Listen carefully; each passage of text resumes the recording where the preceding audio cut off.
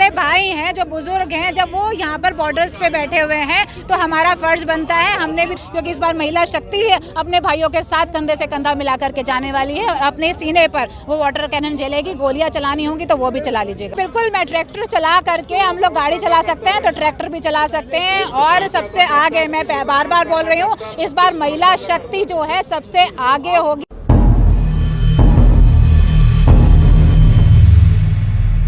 मैं प्रियंका राणा हूँ, किसान परिवार से हूँ, सोशल एक्टिविस्ट हूँ, महिलाओं के लिए काम करती हूँ और पेरेंट एसोसिएशन की प्रेसिडेंट भी हूँ। क्या जरूरत पड़ी कि किसान आंदोलन में महिलाओं को भी आना पड़ा?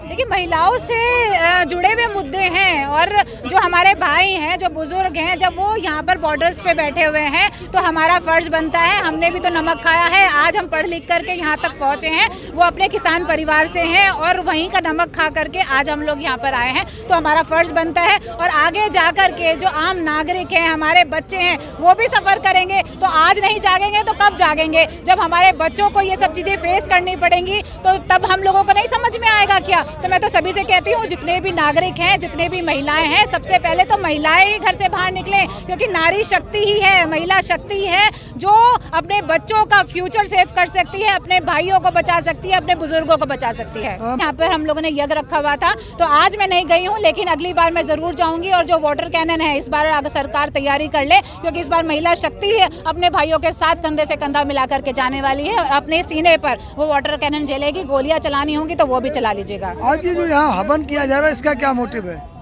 हवन, देखिए, सरकार की जो बुद्धि है वो अहंकार के अंदर और जो सत्ता के नशे के अंदर इतने चूर हो गए हैं, उनको सही रास्ता दिखाने के लिए, उनकी बुद्धि की शुद्धि के लिए हम लोगों ने किया था। और उम्मीद करती हूँ कि भगवान उनको सद्बुद्धि देगा, को वो सही रास्ते पे, जो उन्होंने बड़े बड़े वादे किए थे, विकास की बातें और ना जाने कितने कितने हम लोगों को सपने दिखाए थे, तो उन्हीं सपनों को पूरा करने के लिए आज उनकी बुद्धि को सही रास्ते पर लाना बहुत ज़रूरी है। और हर एक देशभक्त और नागरिक का फर्ज बनता है कि वो जो अपनी सरकार है, वो अगर गलत दिशा में जा रही हो तो उसको सही रास्ते पर लेकर आए। मैम, आज सुप्रीम कोर्ट ने आज एक बात कही है कि कोरोना का खतरा किसान का आंदोलन से बढ़ सकता है। आप इसमें क्या कहेंगे, क्योंकि आप एक सोशल एक्टिविस्ट हैं, तो क्या कहेंगे? भाई, कोरोना से भी मरेंगे, यहाँ भूख से भी मरेंगे, तो मरना तो आम आदमी को ही है। ये जो पूंजीपति लोग हैं और जो सरकार है, ये तो अपने एसी कमरे में बैठे रहते हैं, ये तो बाहर निकलते नहीं हैं। हमारे किसान भाई हो तो यहाँ पे इतने दिनों से बॉर्डर्स पे भी मर रहे हैं, शहीद हो रहे हैं,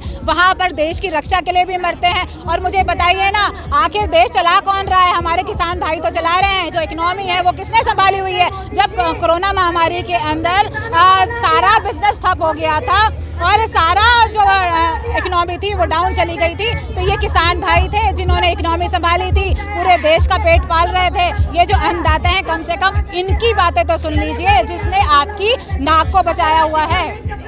क्या लगता है आपको कि कल बातचीत होनी है तो सरकार की जो है मंशा पलट जाएगी? देखिए, मंशा, उम्मीद पर दुनिया कायम है, लेकिन जिस तरह से अहंकार में वो डूबी हुई है, आज अन्नदाता को भी वो आतंकवादी और खालिस्तानी, पाकिस्तानी करके संबोधित कर रहे हैं। तो मुझे तो लगता नहीं है, बुद्धि पर जो उनकी परत चढ़ गई है, एक चश्मा चढ़ गया है पूंजीपतियों का, उसको उतारने में समय लगेगा। लेकिन हम लोग तैयार हैं, हम लोग यहीं बैठे हुए हैं और जब तक हमारी सांस में सांस चलती रहेंगी, हम लोग यहीं पर डटे रहेंगे।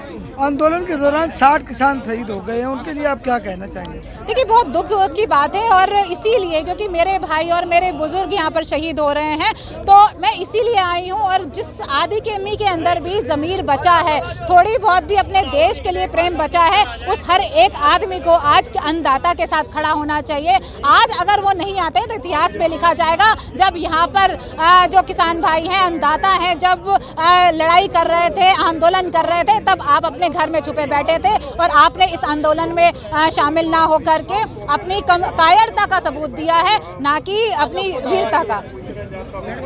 26 जनवरी की जो परेड है, उसमें आप किस तरह से भाग लेंगी?